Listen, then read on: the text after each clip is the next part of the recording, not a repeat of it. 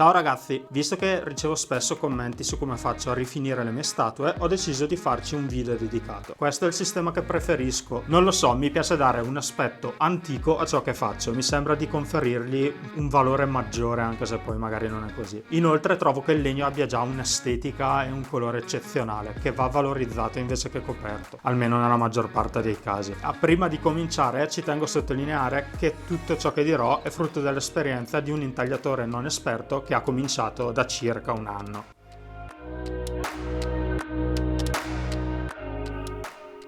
Il legno innanzitutto deve essere levigato e perfettamente liscio prima di andare ad applicare qualsiasi tipo di finitura.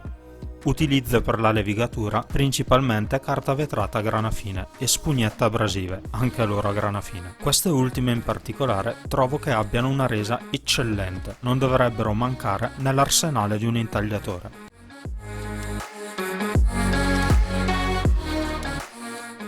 Mentre la carta vetrata in piccoli pezzi piegate in due è molto utile per andare a levigare tutte quelle fessure più anguste che con la spugnetta non riusciremmo a raggiungere.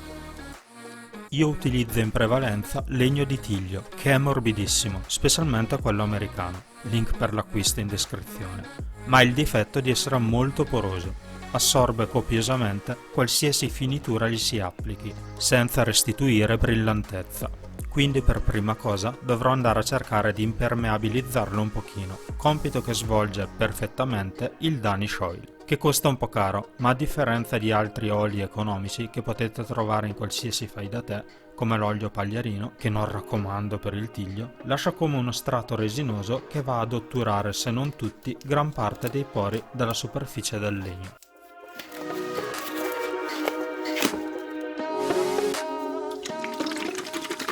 Si può applicare con uno straccetto a pennello. Ovviamente io uso sempre il pennello, perché nei miei lavori, che sono pieni di fessure e incisioni, con lo straccio non riuscirei a stendere l'olio in tutti gli spazi. Vi consiglio di usare i guanti nell'applicazione di quest'olio, perché è molto difficile lavarselo via se vi finisce sulle mani, e di usare un pennello brutto di poco valore, perché una volta finito di usarlo secca e va buttato, almeno per la mia esperienza. Magari se sapete come fare a conservare un pennello dopo averlo usato per stendere il Danish Oil, fatemelo sapere qui sotto in un commento. Grazie.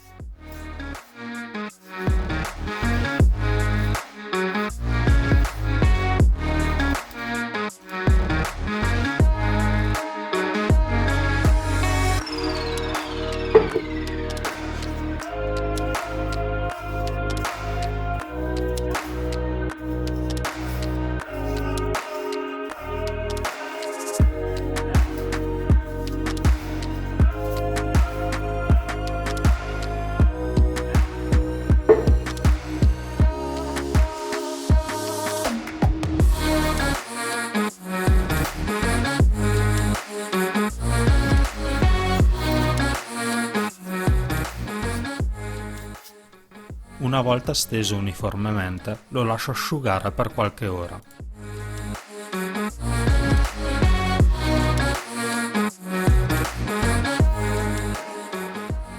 Asciugato, strafino per bene con uno straccetto pulito, per rimuovere eccessi e per avere una superficie brillante.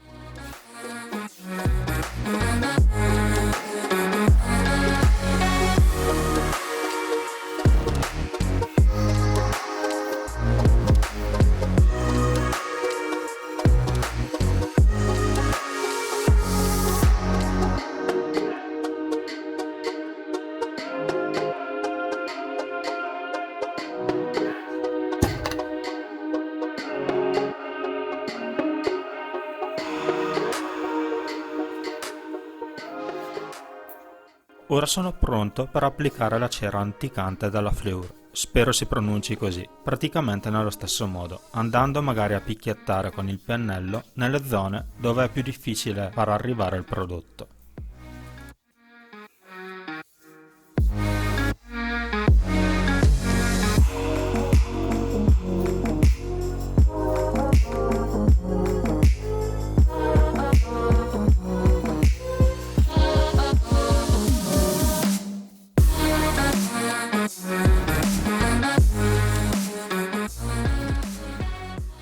Terminata la stesura, si attende il tempo che basta l'asciugatura. Io aspetto qualche oretta, ma per quanto ne so in alcuni casi basta meno. Si capisce quando è asciutta perché la cera si opacizza e non risulta più viscida al tatto. Si procede alla lucidatura con un panno. In questa fase si può vedere come schiarisce il colore nelle zone che vengono maggiormente interessate dal passaggio del panno, mentre invece nei posti meno raggiungibili rimane un accumulo maggiore di cera, il che va ad esaltare le incisioni dando un effetto di maggiore profondità all'opera.